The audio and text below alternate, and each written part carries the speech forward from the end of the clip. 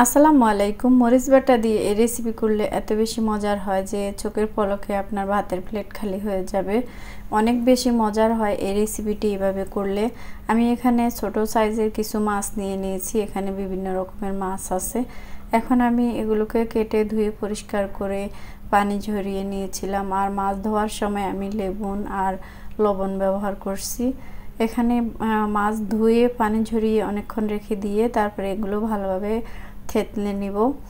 মাছগুলো সব থেতলানো হয়ে গেলে আমি এগুলো একটা বাটিতে সবগুলো উঠিয়ে নিব। তো এই তো আমার সবগুলো থেতলানো হয়ে গেছে। এখন আমি এগুলো একটা বাটিতে নিয়ে নিয়েছি। আর এখন এই বাটিতে দিয়ে দিব পরিমাণ মতো লবণ, হলুদের গুঁড়া, মরিচের গুঁড়া দিয়ে এখন খুব ভালোভাবে ম্যারিনেট করে এটাকে 30 মিনিট রেখে দিব। হাতে যদি সময় না থাকে তাহলে 10 মিনিট রাখলেও হবে। তাহলে কিন্তু খেতে ভীষণই মজার হবে আর ভালো লাগবে। এখন আমি চুলায় প্যান বসিয়ে খুব ভালোভাবে গরম করে নিয়ে এখানে 1 কাপ রান্নার তেল দিয়ে দিয়েছি। তেল বেশ ভালোভাবে গরম হয়ে গেছে। দিয়ে দিয়েছি মাছ সবগুলো একত্রে দেওয়া যাবে না, আমি দুইবারে ভেজে নিব। এক পাশ ব্রাউন কালার হয়ে গেলে আমি আরেক পাশ উল্টে দিব।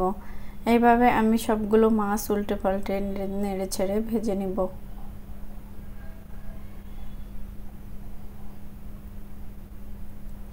খুব ভালোভাবে ভেজে নিতে হবে মুচমুচে করে। তো আমার ভাজা হয়ে গেছে। এখন আমি মাছগুলো তুলে একটা সাইডে রেখে দিব। আর ওই তেলের ভিতরে দিয়ে দিয়েছি 1 কাপ পেঁয়াজ কুচি আর দিয়ে দিয়েছি বেশ কয়েকটা কাঁচামরিচ। এখন এগুলো নেড়ে ছেড়ে নরম করে ভেজে নিব। দিয়ে দিয়েছি 1 কাপ টমেটো কুচিও খুব ভালোভাবে নেড়ে ছেড়ে ভেজে নিতে হবে। এখন দিয়ে দিয়েছি পরিমাণ মতো লবণ দিলে খুব তাড়াতাড়ি পেঁয়াজ আর টমেটো নরম হয়ে যাবে।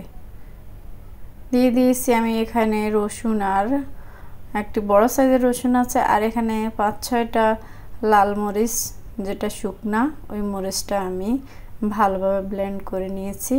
এখন এখানে 1/2 কাপ গরম পানি দিয়ে একটু ভালোভাবে মশলাটাকে নেড়ে ছেড়ে দিয়ে এখানে দিয়ে দিব 1 চা চামচ হলুদের গুঁড়া, 1 চা চামচ জিরার গুঁড়া, 1 চা চামচ ধনিয়া গুঁড়া। যেহেতু এখানে আমি বাটা মরিচ ইউজ করছি এই জন্য আমি মরিচের গুঁড়া দেই নাই।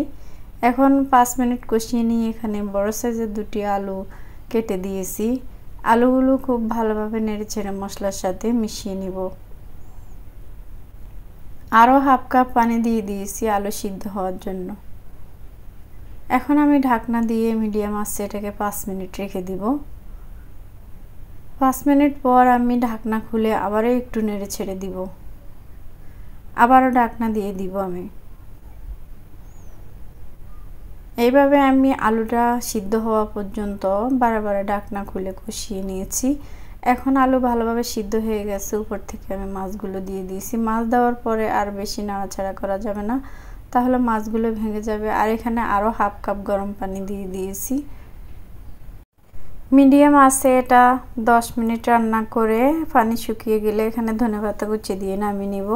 তো আমার আজকের এই রেসিপি এই পর্যন্তই। কেমন হয়েছে জানাবেন। এতক্ষণ সময় নিয়ে ভিডিওটি দেখার জন্য সকলকে অসংখ্য ধন্যবাদ। আল্লাহ হাফেজ। আসসালামু আলাইকুম।